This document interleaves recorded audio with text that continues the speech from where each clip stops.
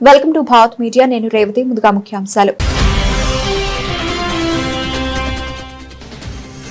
ఆరోగ్యకరమైన భారత్ను నిర్మించడం అనే అంశంపై దేశవ్యాప్త ప్రచారాన్ని ప్రారంభించిన రాష్ట్రపతి ముర్ము జాతి నిర్మాణంలో ఆరోగ్య సంరక్షణ ఒక అంతర్భాగమని వెల్లడి.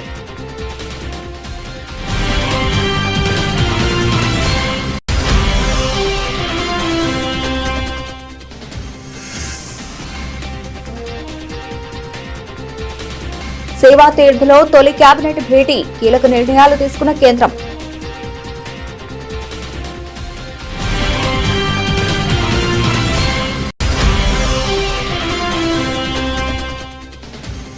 పదకొండు రాష్ట్రాలతో రాష్ట్రీయ కృషి వికాస్ యోజన మరియు కృషి ఉన్నతి యోజన పురోగతిని సమీక్షించాం, వెల్లడించిన కేంద్ర మంత్రి శివరాజ్ సింగ్ చౌహాన్.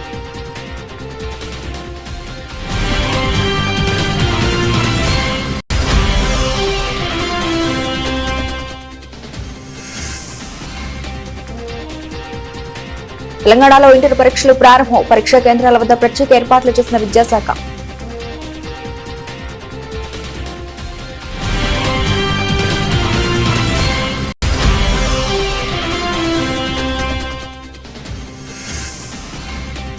దివ్యాంగులకు ఉచిత బస్సు ప్రయాణం, ఏపీ కేబినెట్ సమావేశంలో కీలక నిర్ణయం.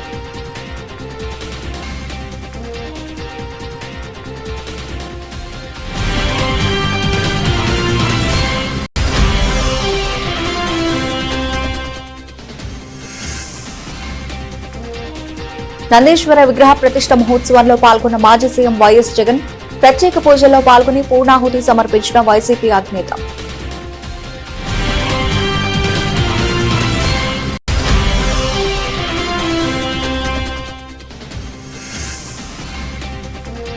అధికార కాంగ్రెస్ పై కేంద్ర మంత్రి బండి సంజయ్ కీలక వ్యాఖ్యలు.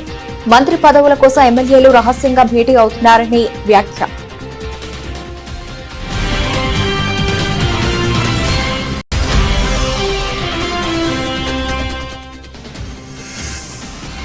బాబు పవన్ కళ్యాణ్ మత రాజకీయాలు చేస్తున్నారు, ఆధారాలతో వివరించిన మాజీ మంత్రి పేర్ని నాని.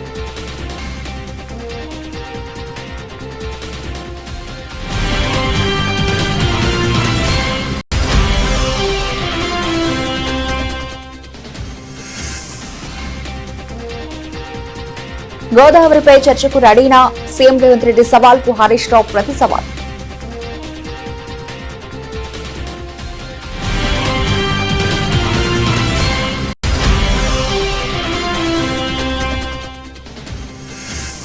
తనను క్రిస్టియన్ అంటూ చేస్తున్న ప్రచారాన్ని తిప్పికొడుతూ భూమన ఎదురుదాడి. తన కుమార్తె వివాహం హిందూ సంప్రదాయ ప్రకారమే జరిగిందని స్పష్టీకరణ.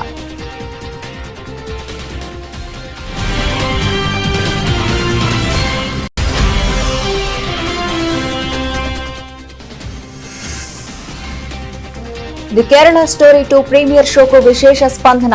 అమ్మాయిలను సురక్షితంగా ఉండమంటున్న లవ్ జిహాదీ బాధితురాలు.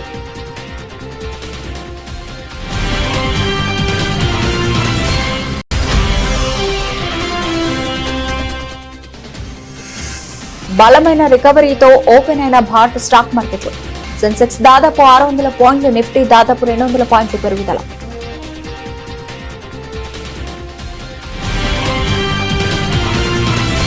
ముంబైలోని లోక్ భవన్ లో పీడీ హిందూజా హాస్పిటల్ నిర్వహిస్తోన్న జీవితాలను కాపాడడం మరియు ఆరోగ్యకరమైన భారత్ను నిర్మించడం అనే దేశవ్యాప్త ప్రచారాన్ని రాష్ట్రపతి ద్రౌపది ముర్ము ప్రారంభించారు. జాతి నిర్మాణంలో ఆరోగ్య సంరక్షణ ఒక అంతర్భాగమని రాష్ట్రపతి అన్నారు. పౌరుల ఆరోగ్యం సమిష్టి బాధ్యత, అందరికీ సరసమైన ప్రపంచ స్థాయి ఆరోగ్య సంరక్షణ సేవలు అనేది ప్రతి ఒక్కరి లక్ష్యం కావాలని ఆకాంక్షించారు. ఆరోగ్యకరమైన భారతదేశాన్ని నిర్మించడంలో ప్రభుత్వంతో పాటు అన్ని ఇతర భాగస్వాముల పాత్ర కూడా కీలకమైనదని పేర్కొన్నారు. सभी देशवासी स्वस्थ रहे और उन्हें गुणवत्तापूर्ण चिकित्सा सेवा सुलभ हो, इसके लिए भारत सरकार ने पिछले 1 दशक में अनेक महत्वपूर्ण कदम उठाए. देश भर में 1,80,000 से अधिक आयुष्मान आरोग्य मंदिर स्वास्थ्य सेवा प्रदान कर रहे हैं. विश्व की सबसे बड़ी स्वास्थ्य बीमा योजना आयुष्मान भारत योजना के अंतर्गत करीब 12 करोड़ परिवारों को अस्पताल में भर्ती होने पर प्रति परिवार प्रति वर्ष 5 लाख रुपए का स्वास्थ्य कवर उपलब्ध है. मिशन इंद्रधनुष, टीबी मुक्त भारत अभियान और सिकल सेल एनीमिया उन्मूलन मिशन जैसे राष्ट्रीय कार्यक्रम देशवासियों को बीमारियों से बचाने में योगदान दे रहे हैं। अच्छे डॉक्टर्स और पैरामेडिकल प्रोफेशनल्स की उपलब्धता बढ़ाने के लिए एमबीबीएस और पोस्ट ग्रेजुएट सीटों की संख्या में वृद्धि की गई है। गुणवत्तापूर्ण चिकित्सा सेवा को सुलभ कराने के लिए कई राज्यों में एम्स और मेडिकल कॉलेज स्थापित किए गए। ये प्रसन्नता का विषय है कि सरकार ने इन सभी प्रयासों के सुखद परिणाम सामने आ रहे हैं। लेकिन स्वस्थ भारत के निर्माण में सरकार के साथ साथ अन्य सभी हितधारकों को का भी भूमिका महत्वपूर्ण है। गुणवत्तापूर्ण स्वास्थ्य सेवा जन जन तक पहुंचे, इसके लिए सबको मिलकर प्रयास करना होगा। आज शुरू किया गया saving lives and building A healthier Bharat इस दिशा में एक ऐसा ही प्रयास है। मुझे बताया गया है कि अगले 1 वर्ष तक चलने वाले इस अभियान के अंतर्गत preventive health care, youth wellbeing, medical education, digital transformation और सस्टेनेबिलिटी जैसे अनेक कदम उठाए जाएंगे। ప్రధానమంత్రి నరేంద్ర మోదీ అధ్యక్షతన కేంద్ర మంత్రివర్గం మంగళవారం పలు చారిత్రాత్మక నిర్ణయాలు తీసుకుంది. నూతనంగా ప్రారంభమైన సేవాతీర్థ సముదాయంలో జరిగిన ఈ తొలి సమావేశంలో దేశవ్యాప్తంగా బాలికలకు ఉచితంగా హెచ్పివి టీకా అందించడం, కేరళ పేరును కేరళంగా మార్చడం సహా అనేక కీలక ప్రతిపాదనలకు ఆమోద ముద్ర వేసింది. దీంతో పాటు రాబోయే రోజుల్లో భారత్ను ప్రపంచంలోని 3 అగ్రశ్రేణి ఆర్థిక వ్యవస్థల్లో ఒకటిగా నిలబెట్టడమే లక్ష్యంగా సేవా సంకల్ప పేరిట ఒక తీర్మానాన్ని కూడా ఆమోదించింది. సమావేశానంతరం ఆ వివరాలను కేంద్ర మంత్రి అశ్విని వైష్ణవ్ మీడియాకు తెలిపారు. साथियों, 3 रेलवे के प्रोजेक्ट्स अप्रूव हुए हैं। ये तीनों बहुत ही महत्वपूर्ण प्रोजेक्ट हैं और बहुत इम्पोर्टेंट कॉरिडोर्स को कैपेसिटी बढ़ाने के काम में है। पहला प्रोजेक्ट है जबलपुर से गोंदिया। जबलपुर से गोंदिया प्रोजेक्ट को हम अगर देखें तो नॉर्थ में विशेषकर जो पूर्वांचल का एरिया आता है, प्रयागराज, बनारस, काशी और उसके बाद में बिहार और छत्तीसगढ़ और झारखंड और मध्य प्रदेश का रीवांचल जो एरिया आता है अपना, इन सब का साउथ की तरफ जाने का जो रास्ता है, कन्वेंशनली वो रास्ता जबलपुर से इटारसी, इटारसी से नागपुर और फिर नीचे जाता है, साउथ की तरफ जाता है। इस लंबे रास्ते के बजाय अगर सीधा कॉरिडोर बने जो कि कटनी, प्रयागराज के बाद में कटनी, कटनी से जबलपुर, जबलपुर से गोंदिया और नीचे चांदा फोर्ट, बल्लार शाह और फिर बाद में नीचे सिकंदराबाद की तरफ जाए तो एक डायरेक्ट पैरेलल कॉरिडोर बन जाता है जो नॉर्थ से साउथ की कनेक्टिविटी को सिग्निफिकेंटली इंप्रूव करता है। इसी प्लानिंग के तहत जबलपुर से गोंदिया का आज का ये प्रोजेक्ट लिया गया है। बहुत ही इंपॉर्टेंट प्रोजेक्ट है। 231 किलोमीटर्स का है। टोटल 5,236 करोड़ रुपीस का इन्वेस्टमेंट आएगा। महाराष्ट्र का गोंदिया जिला और मध्य प्रदेश का जबलपुर, मांडला, शिवनी, बालाघाट, इनमें से कई आदिवासी क्षेत्र भी हैं, विशेषकर मंडला, शिवनी और बालाघाट। इन सब में कनेक्टिविटी बहुत होगी।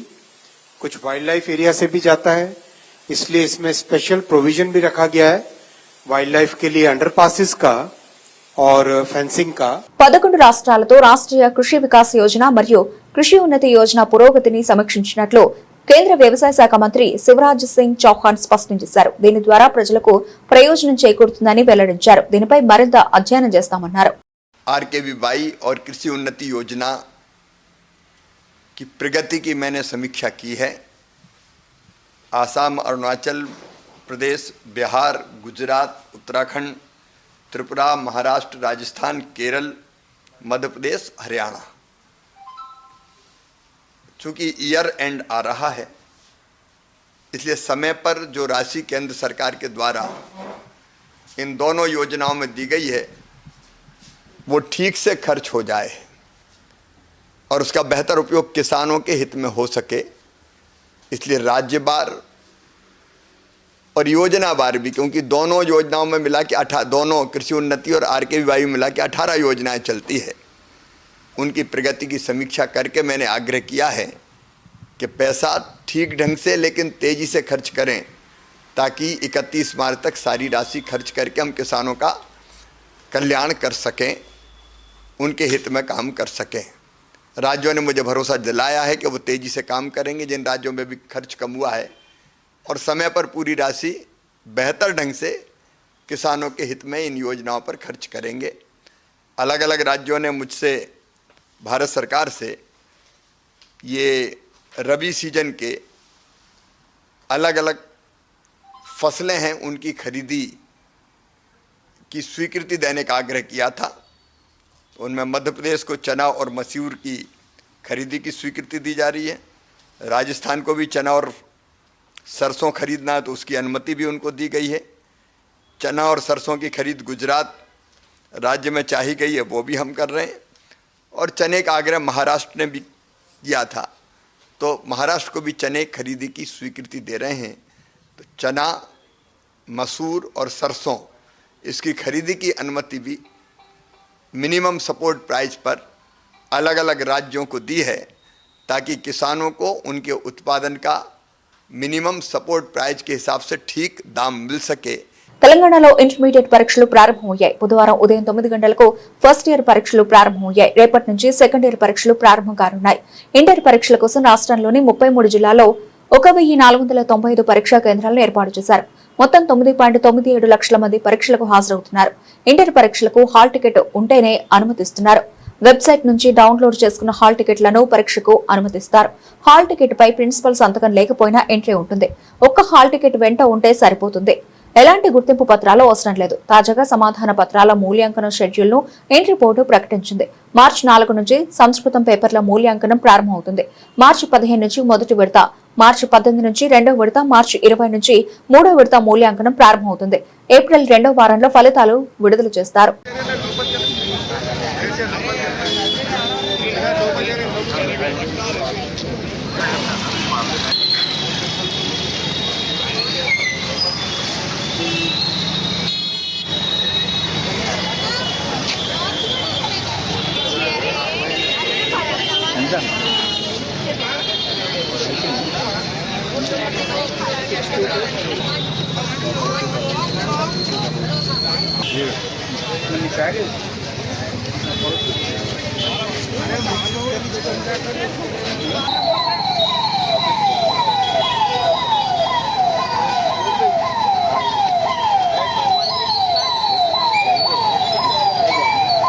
ఆంధ్రప్రదేశ్ రాష్ట్రంలో సైన్స్, టెక్నాలజీ ఆవిష్కరణల రంగాలను ప్రోత్సహించే దిశగా ప్రభుత్వం కీలక అడుగు వేసింది. ముఖ్యమంత్రి చంద్రబాబు అధ్యక్షతన సచివాలయంలో జరిగిన మంత్రివర్గ సమావేశంలో సైన్స్, టెక్నాలజీ అండ్ ఇన్నోవేషన్ పేరిట కొత్త శాఖను ఏర్పాటు చేసే ప్రతిపాదనకు ఆమోదముద్ర వేశారు. రాష్ట్రంలో శాస్త్ర సాంకేతిక రంగాల్లో పాలనా సౌలభ్యం పెంచి అభివృద్ధిని వేగవంతం చేయడమే లక్ష్యంగా ఈ నిర్ణయం తీసుకున్నారు. ఈ సమావేశంలో మొత్తం 55 అజెండా అంశాలపై చర్చించి పలు కీలక నిర్ణయాలు తీసుకున్నారు. వీటిలో ముఖ్యంగా ధృవీకరణ పత్రాలు కలిగిన దివ్యాంగులకు ఆర్టీసీ బస్సులో ఉచిత ప్రయాణ సౌకర్యం కల్పించేందుకు కేబినెట్ ఏకగ్రీవంగా ఆమోదం తెలిపింది. పారిశ్రామికంగా రాష్ట్రాన్ని ముందుకు నడిపే క్రమంలో విశాఖపట్నంలో 2387 కోట్ల రూపాయలతో సెమీ కండక్టర్ పరిశ్రమ ఏర్పాటుకు గ్రీన్ సిగ్నల్ ఇచ్చారు. అదేవిధంగా విశాఖపట్నం, కాకినాడ, రాజమండ్రి, చీరాల, తిరుపతి, సత్యసాయి జిల్లాలో పర్యాటక ప్రాజెక్టులతో పాటు సౌర, పవన, హైబ్రిడ్ ఇంధన ప్రాజెక్టులకు కూడా మంత్రి మండలి ఆమోదం తెలిపింది. దేవాలయాలు మన సంస్కృతి సంప్రదాయాల ప్రతీకలని, భక్తి మార్గం ద్వారా సమాజంలో శాంతి, సౌభ్రాతృత్వం పెంపొందుతాయని వైఎస్ఆర్సీపీ అధినేత వైఎస్ జగన్ అన్నారు. పులివెందులలో 2వ రోజు పర్యటన సందర్భంగా వైఎస్ జగన్ నందిపల్లిలోని నందీశ్వర ఆలయంలో నూతన విగ్రహ ప్రతిష్ఠ, కుంభాభిషేక మహోత్సవంలో పాల్గొన్నారు. ఈ సందర్భంగా ఆలయ అర్చకులు, వేద పండితులు నిర్వహించిన ప్రత్యేక పూజల హోమాల్లో వైఎస్ జగన్ పాల్గొన్నారు. ప్రత్యేక పూజల నేపథ్యంలో సంప్రదాయ దుస్తులు ధరించి స్వామివారికి భక్తి శ్రద్ధలతో అభిషేకాలు నిర్వహించారు. అనంతరం వేద పండితుల ఆశీర్వచనం స్వీకరించారు. ఈ సందర్భంగా వైఎస్ జగన్ మాట్లాడుతూ, దేవాలయాలు మన సంస్కృతి సంప్రదాయాల ప్రతీకలని, భక్తి మార్గం ద్వారా సమాజంలో శాంతి, సౌభ్రాతృత్వం పెంపొందిస్తాయి. గ్రామీణ ప్రాంతాల్లో ఆలయాల అభివృద్ధి, పునర్నిర్మాణం ద్వారా ఆధ్యాత్మిక చైతన్యం మరింత విస్తరిస్తుంది అని అన్నారు. కర్ణాటకలో మాదిరిగా తెలంగాణలో కూడా అధికార కాంగ్రెస్ పార్టీలో ముస్లిం ప్రారంభమైందని కేంద్ర మంత్రి బండి సంజయ్ వ్యాఖ్యానించారు. 25 మంది కాంగ్రెస్ ఎమ్మెల్యేలు ఫోన్లో మాట్లాడుకున్నారని చెప్పారు. మంత్రి పదవుల కోసం 2 జిల్లాల ఎమ్మెల్యేలు రహస్య భేటీలు నిర్వహించారన్నారు. కరీంనగర్ పార్లమెంటరీ నియోజకవర్గ పరిధిలోని మున్సిపాలిటీల కౌన్సిలర్లు, కరీంనగర్ మేయర్, డిప్యూటీ మేయర్లను పార్టీ రాష్ట్ర కార్యాలయంలో సన్మానించారు. తర్వాత పాత బస్తీలోని భాగ్యలక్ష్మి అమ్మవారి గుడిని దర్శించి ప్రత్యేక పూజలు చేశారు. ఈ సందర్భంగా జరిగిన సభలో సంజయ్ మాట్లాడుతూ 8 మంది కాంగ్రెస్ ఎమ్మెల్యేలు ఓ చోట రహస్యంగా భేటీ అయ్యారు. మంత్రుల కమిషన్లు, కలెక్షన్లపై చర్చించుకున్నారని తెలిపారు. ఆ రోజు ఎంఎం పార్టీతో కుమ్మకే బీఆర్ఎస్ పార్టీ అడ్డుకునే ప్రయత్నం చేసింది. ఈ రోజు తెలంగాణ రాష్ట్రంలో అవే పరిస్థితులు. కాంగ్రెస్ పార్టీ ప్రభుత్వం వచ్చిన తర్వాత 27 నెలల్లో ఈ తెలంగాణ రాష్ట్రంలో హిందువుల పరిస్థితి ఏ విధంగా ఉందో ఒక్కసారి హిందూ సమాజం ఆలోచించుకోవాలి. జిహెచ్ఎంసీ ఎన్నికల్లో భారతీయ జనతా పార్టీ అభ్యర్థులు 48 మందిని గెలిపించారు కాబట్టే ఇవాళ అడుగడుగునా మా కార్పొరేటర్లు హిందూ సమాజానికి ఏ ఆపోజిషన్ అడ్డుకున్నారు ఇవాళ. కానీ ఈ రోజు ఏం జరుగుతుందో ఒకసారి హిందూ సమాజం ఆలోచించాలి. ఇవాళ కాంగ్రెస్ పార్టీ, ఎంఏ పార్టీ కుట్రలు అన్నీ సిగ్గుండాలే. కాంగ్రెస్ పార్టీలకు, బీఆర్ఎస్ పార్టీలకు సిగ్గుండాలే. ఎవడు ఏ ప్రభుత్వం వచ్చినా, బీఆర్ఎస్ వచ్చినా, కాంగ్రెస్ వచ్చినా మా బూట్లు నాకాలే, మా కాళ్ళ కింద వాడు బతకాలే అని చెప్పి ఎంఏ పార్టీ వార్నింగ్ ఇచ్చినా కూడా సిగ్గు లేకుండా ఇలా కాంగ్రెస్, బీఆర్ఎస్ వాళ్ళు ఎంఏ పార్టీని బూట్లు నాకు ఇలా బతుకు మీ బతికే ఎందుకో నాకు అర్థం కాలి. పని మీరు బతికేనా నేను అంటుండే వాళ్ళ. కాంగ్రెస్ పార్టీలో, బీఆర్ఎస్ పార్టీలో ఉన్న హిందూ నాయకులారా, హిందూ కార్యకర్తలారా, నేను రెచ్చగొడతానని వాస్తవాలు చెప్తున్నాను. నేను మీ లోపల హిందూ రక్తం ప్రవహిస్తే, మీరు నిజంగా హిందువులైతే, మీలో పౌరుషం ఉంటే ఆ పార్టీని ఇష్టపడండి. కాషాయం జెండా పట్టుకొని ఇలా భాగ్యలక్ష్మి అమ్మవారి టెంపుల్ సాక్షిగా జై శ్రీరామాన్ని గడ్డించండి. ధర్మం కోసం, దేశం కోసం, సమాజం కోసం పనిచేసేటువంటి ఒక సంకల్పం తీసుకొని రావాల్సిందిగా నేను 2 పార్టీల కార్యకర్తలకు అప్పీల్ చేస్తున్నాను. అరే 27 నెలలే కాంగ్రెస్ పార్టీ ప్రభుత్వం వచ్చి సికింద్రాబాద్ లో ముత్యాలమ్మ గుడి దాడి, జుబ్లీస్ లో పెద్దమ్మ గుడి మీద దాడి, సంతోష్ నగర్ లో దేవాలయం మీద దాడి, జుక్కల్లో దుర్గామాత అమ్మవారి మీద దాడి, శంషాబాద్ లో దేవాలయాల విధ్వంసం, పాత బస్తుల విధ్వంసం, నిన్న రాత్రి చాయంద్రానగుట్టలో పురాతన టెంపుల్, పవర్ఫుల్ టెంపుల్ అయినటువంటి నా ఆంజనేయ స్వామి మీద దాడి చేశారు. కలియుగ దైవం శ్రీ వెంకటేశ్వర స్వామి అంటే భయం లేకుండా కూటమి ప్రభుత్వం అసెంబ్లీని అబద్దాలకు వేదికగా మార్చుకుందని మాజీ మంత్రి పేర్ని వెంకటరామయ్య తీవ్రస్థాయిలో ధ్వజమెత్తారు. తిరుమల లడ్డూ నెయ్యి అంశంపై ప్రభుత్వం చేసిన చర్చ అంతా వైఎస్ జగన్ పై రాజకీయంగా బురద చల్లడానికేనని ఆయన స్పష్టం చేశారు. తాడేపల్లిలోని వైఎస్ఆర్సీపీ కేంద్ర కార్యాలయంలో మీడియాతో మాట్లాడుతూ హెరిటేజ్, ఇందాపూర్ డైరీల మధ్య ఉన్న అక్రమ సంబంధాలను కప్పిపుచ్చుకోవడానికే 5 రోజులు తాత్సారం చేసి ఇవాళ లడ్డూ వివాదాన్ని తెరపైకి తెచ్చారని స్పష్టం చేశారు. గతంలో లడ్డూలో జంతు కొవ్వు కలిసిందని గగ్గోలు పెట్టిన చంద్రబాబు, పవన్ కళ్యాణ్ అసెంబ్లీలో మాత్రం కల్తీ జరిగింది అంటూ మాట మార్చడం వారి ద్వంద్వ నీతిని నిదర్శనమని మండిపడ్డారు. నేను ఛాలెంజ్ చేస్తున్నాను చంద్రబాబు నాయుడు గారు, మీకు చావుంటే, మీలో నిజాయితీ ఉంటే, హైందవ మతం పట్ల మీకు నిబద్ధత ఉంటే, శ్రీ వెంకటేశ్వర స్వామి అంటే మీకు భక్తి ఉంటే, నేను ఛాలెంజ్ చేస్తున్నా, 2014 నుంచి ఈ రోజు దాకా తిరుమల తిరుపతి శ్రీ వెంకటేశ్వర స్వామి వారికి నెయ్యి సప్లై చేసిన ప్రతి కంపెనీ మూలాల్లోకి సిబిఐ చేత ఎంక్వైరీ చేయించే దమ్ము మీకుందా అడుగుతున్నాను. దమ్ముందా మిమ్మల్ని అడుగుతున్నాను. పవన్ కళ్యాణ్ గారు, మిమ్మల్ని కూడా ఛాలెంజ్ చేస్తాను. పవన్ కళ్యాణ్ గారు, 2014 నుంచి ఈ రోజు దాకా తిరుమల తిరుపతి శ్రీ వెంకటేశ్వర స్వామి నెయ్యి లడ్డూ తయారీకి వాడినటువంటి సప్లై చేసిన నెయ్యి కంపెనీల యొక్క భాగోతం, మూలాలు మొత్తం ఎవరెవరికి ఏం లింకులున్నాయి, ఈ మాఫియాలో ఎవడెవడున్నాడు మొత్తం ఎంక్వైరీ చేయించే దమ్ము మీకుందా అని అడుగుతున్నా. ఛాలెంజ్ చేస్తున్నా, చేయండి అండి. పాపాలు కదా. మీ జన్మలో ఎప్పుడన్నా తిరుపతికి వెంకటేశ్వర స్వామికి ఎప్పుడన్నా తలనీలాలు ఇచ్చారా మీరు? మీ తండ్రి చచ్చిపోతే, తల్లి చనిపోతే జుట్టు తీశారా మీరు కర్మకాండలు పెట్టి? మీరు హిందువు అని ఎలా నమ్మాలి మిమ్మల్ని? తల్లిదండ్రులు చచ్చిపోతే ఒక్కరోజు కూడా తిరుపతికి గుండె ఉన్నవాళ్ళు ఇక పవన్ కళ్యాణ్ గారు ఉన్నారు. ఆయన ఎప్పుడు గుండు కొట్టించుకోలేదు, కానీ తిరుపతిలో పాపం బంగారు లాంటి తల్లి ఆవిడని తీసుకొచ్చి గుండు కొట్టించేశాడు రాజకీయం కోసం. ఈ పప్పాలు మానండి, దమ్ముంటే నిజాయితీగా రాజకీయాలు చేయండి, జగన్ ఎదుర్కోండి, దమ్ముగా ఎదుర్కోండి. మీ డైరీకి ఉన్నటువంటి ఈ లింకులన్నీ మొత్తం భారతదేశంలో ఇప్పుడు ఆగ్రాలో ఇన్కమ్ ట్యాక్స్ రైడ్లు చేశారు. ఆ రైడ్లలో దొరికినటువంటి మొత్తం ఎవడు కూడా నెయ్యి కాదు వీళ్ళు సప్లై చేసేది, మొత్తం కల్తీ నెయ్యే అమ్ముతున్నారు అని ఇన్కమ్ ట్యాక్స్ డిపార్ట్మెంట్ ఫైండింగ్స్ లో ఉన్నాయని చెప్పి పేపర్లు రాస్తున్నాయి, ఘోషిస్తున్నాయి. ఆ డైరీలన్నిటితో మీకు లింక్ ఉంది. గోదావరి నదీ జలాల వినియోగంపై అసెంబ్లీలో చర్చకు తాము సిద్దమని బీఆర్ఎస్ ఎల్పీ ఉపనేత మాజీ మంత్రి తన్నీరు హరీష్ రావు స్పష్టం చేశారు.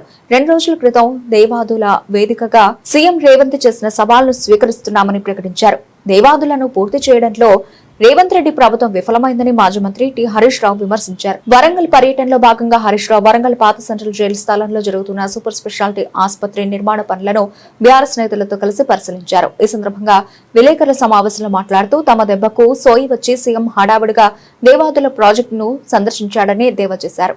మరి ఈరోజు హెల్త్ సిటీ చూడ్డానికి వచ్చాం. గతంలో కూడా ఏడాది కింద వచ్చాం ఇక్కడికి. అప్పటికి ఇప్పటికి పెద్ద తేడా లేదు.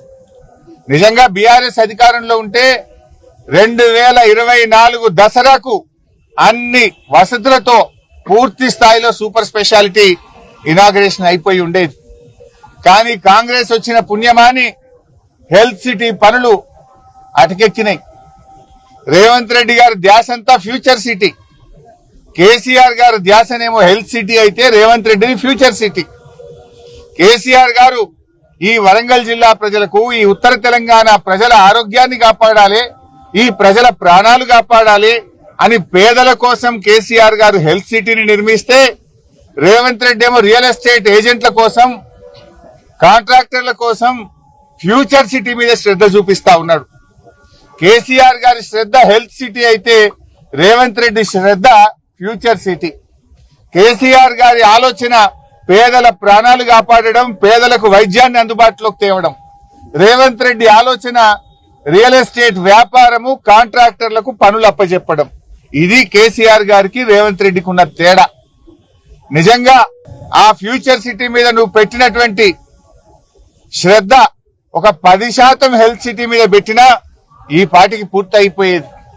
నిజంగా చెప్పాలంటే ఇది ఈ ఆలస్యానికి కారణం ఇండెసిసివ్నెస్, నేరపూరిత ప్రభుత్వ నిర్లక్ష్యం వల్లనే హెల్త్ సిటీ పనులు ఆలస్యం అవుతా ఉన్నాయి. నీ ప్రభుత్వం అధికారంలోకి వచ్చి 2.5 సంవత్సరాలైనా హెల్త్ సిటీ ఎక్కడేసిన గొంగలి అక్కడే అన్నట్టుగా ఉన్నది. అప్పటికే 24 అంతస్తులు కేసీఆర్ గారి స్లాబులు కూడా వేసిపోయినాం. మేము కేవలం ఫినిషింగ్ వర్క్స్ చేయడానికి 2.5 సంవత్సరాలు కావాలా? 2.5 సంవత్సరాల నిర్లక్ష్యం దేనికోసం? ఇవాళ చాలా పనులు తొలగించారు. వైసీపీ నేత టీటీడీ మాజీ చైర్మన్ భూమన కరుణాకర్ రెడ్డి కూటమి ప్రభుత్వంపై తీవ్రస్థాయిలో విరుచుకుపడ్డారు. తనను క్రిస్టియన్ అంటూ చేస్తున్న ప్రచారాన్ని తిప్పికొడుతూ సీఎం చంద్రబాబు, మంత్రి నారా లోకేష్, డిప్యూటీ సీఎం పవన్ కళ్యాణ్ల మత విశ్వాసాలపై సూటి ప్రశ్నలు సంధించారు. ఫోటోలను సాక్ష్యాలుగా చూపుతూ విమర్శనాస్త్రాలు సంధించారు. తన కుమార్తె వివాహం క్రైస్తవ మతం ప్రకారం జరిగిందని ఆరోపించడంపై భూమన తీవ్రంగా స్పందించారు.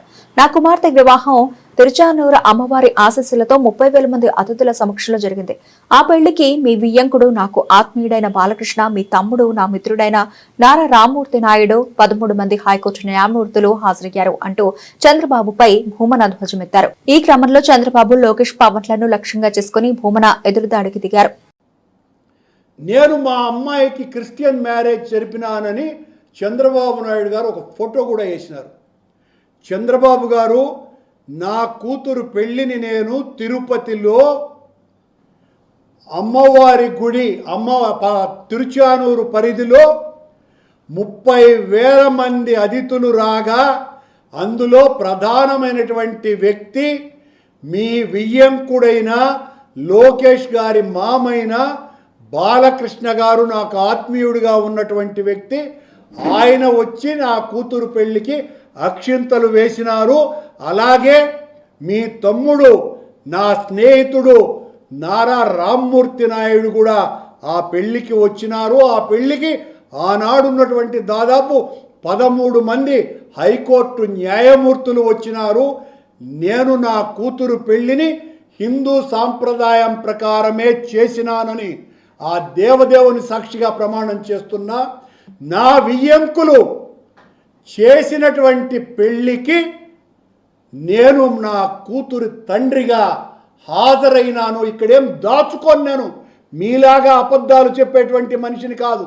నా కూతురు పెళ్లి నేను హిందూ సాంప్రదాయం ప్రకారం ఆలయ ప్రధాన అర్చకుడి దగ్గర నుంచి తిరుమల వేద పారాయణదారులందరూ వచ్చి నా కూతురు అల్లుడిని ఆశీర్వదించినారు దేవదేవుని సాక్షిగా. ఆ పెళ్లిలో వేద మంత్రోచ్చారణ మధ్యన నా కూతురి పెళ్లి జరిపినాను. మీరు శాసనసభలో ఆ ఫోటో వేసి నన్ను క్రిస్టియన్గా మీరు చూపిస్తే, చంద్రబాబు గారు ఇదిగో మీరు బైబిల్ పట్టుకొని ఉన్నారు, మీరు బైబిల్ పట్టుకున్నారు కాబట్టి నేను క్రిస్టియన్ అంటే 2023లో విడుదలైన ది కేరళ స్టోరీ చిత్రం దేశవ్యాప్తంగా సంచలనం సృష్టించింది. 2 ఏళ్ల విరామం తర్వాత దానికి సీక్వెల్ గా ది కేరళ స్టోరీ 2 చిత్రాన్ని కామాఖ్య నారాయణ్ సింగ్ రూపొందించారు. సెన్సార్ పూర్తి చేసుకున్న ఈ చిత్రాన్ని ఈ నెల 27న విడుదల చేయనున్నట్లు ప్రకటించారు. అయితే ఈ సినిమా ప్రీమియర్ షోను పలు చోట్ల ప్రదర్శించారు. ఈ చిత్రాన్ని వీక్షించిన బెంగాల్కు చెందిన లవ్ జిహాద్ బాధితులు కేరళ స్టోరీ 2 ప్రీమియర్ చూసిన తర్వాత అమ్మాయిలను సురక్షితంగా ఉండమని ఉచ్చులో పడవద్దని చెబుతున్నారు. కొందరు అమ్మాయిలను ట్రాప్ చేయడానికి ప్రయత్నిస్తున్నారని ఓ యువతి మీడియాతో మాట్లాడారు. लड़की के साथ ना हो, मेरे साथ जो हुआ वो लड़के लोग ऐसे होते हैं जो हर एक चीज को फंसाया जाता है, हर एक सभी कोई को, और वो जो नहीं हमारे फैमिली वाले प्रोवाइड करते हैं वो ये करना चाहते हैं कि वो हमारे साथ खुश रहे, इसी कारण वो हर एक चीज को प्रोवाइड करते हैं. कहीं पार्क वगैरह, कोई ऑडिटोरियम वगैरह, कोई स्टेडियम वगैरह सब कुछ लेके जाते हैं वो लोग.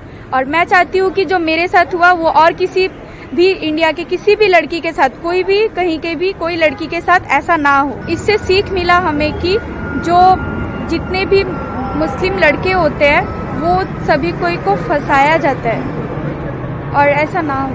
భారత స్టాక్ మార్కెట్లు ఈ రోజు బలమైన రికవరీతో ప్రారంభమయ్యాయి. నిన్న ఐటీ స్టాక్ల భారీ అమ్మకాల వల్ల సెన్సెక్స్, నిఫ్టీ గణనీయంగా పడిపోయిన తర్వాత ఈ రోజు గ్యాప్ అప్ ఓపెనింగ్ తో బలంగా ఎదిశాయి. Nifty IT index rebound market ను ముందుకు తీసుకెళ్లింది. టాప్ గెయినర్ 2.53% పెరిగింది. అలాగే మంగళవారం 4.7 నుంచి 5% పడిపోయిన తర్వాత రికవరీ అయింది. ఇక టెక్ మహీంద్రా, హెచ్సిఎల్ టెక్, ఇన్ఫోసిస్, టీసీఎస్, విప్రో వంటి స్టాక్లు 2 నుండి 5% పెరిగాయి. బ్యాంకింగ్, ఆటో, ఎఫ్ఎంసీజీ, మెటల్స్ కూడా గ్రీన్ లో ఉన్నాయి. Broad market Nifty mid cap, small cap 0.5% పైకి లేచింది. బులెటిన్ ముగించే ముందు హెడ్లైన్స్ మరోసారి. ఆరోగ్యకరమైన భారత్ ను నిర్మించడం అనే అంశంపై దేశవ్యాప్త ప్రచారాన్ని ప్రారంభించిన రాష్ట్రపతి ముర్ము, జాతి నిర్మాణంలో ఆరోగ్య సంరక్షణ ఒక అంతర్భాగమని వెల్లడి.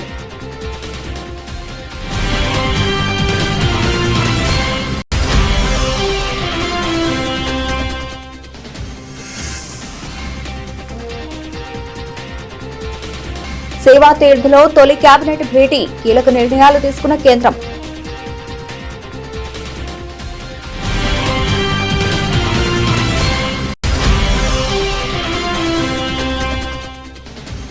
పదకొండు రాష్ట్రాలతో రాష్ట్రీయ కృషి వికాస్ యోజన మరియు కృషి ఉన్నతి యోజన పురోగతిని సమీక్షించాం, వెల్లడించిన కేంద్ర మంత్రి శివరాజ్ సింగ్ చౌహాన్.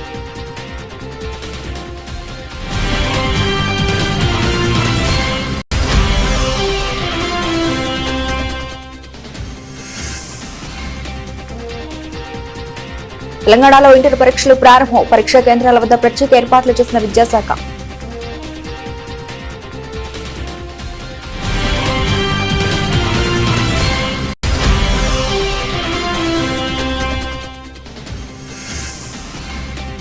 దివ్యాంగులకు ఉచిత బస్సు ప్రయాణం, ఏపీ కేబినెట్ సమావేశంలో కీలక నిర్ణయం.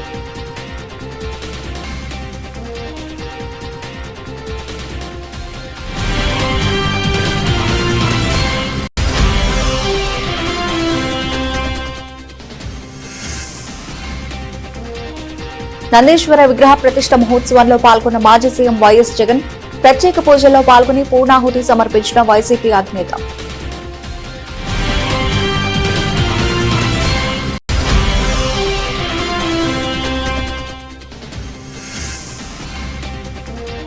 అధికార కాంగ్రెస్ పై కేంద్ర మంత్రి బండి సంజయ్ కీలక వ్యాఖ్యలు, మంత్రి పదవుల కోసం ఎమ్మెల్యేలు రహస్యంగా భేటీ అవుతున్నారని వ్యాఖ్య.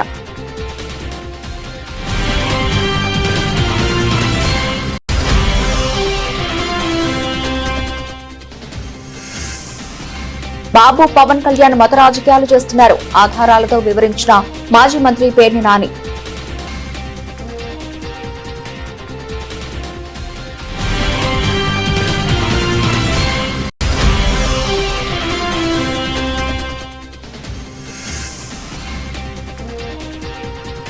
గోదావరిపై చర్చకు రెడీనా సీఎం రేవంత్ రెడ్డి సవాల్కు హరీష్ రావు ప్రతి సవాల్.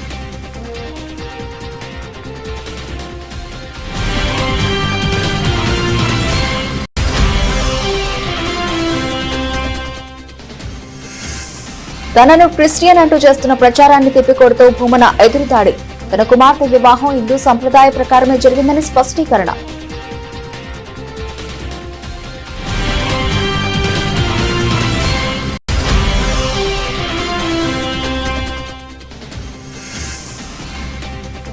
ది కేరళ స్టోరీ 2 ప్రీమియర్ షోకు విశేష స్పందన. అమ్మాయిలను సురక్షితంగా ఉండమంటున్న లవ్ జిహాదీ బాధితురాలు.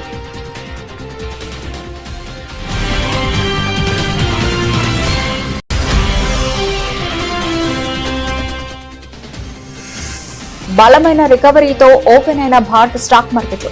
సెన్సెక్స్ దాదాపు 600 పాయింట్లు, నిఫ్టీ దాదాపు 200 పాయింట్లు పెరుగుదల.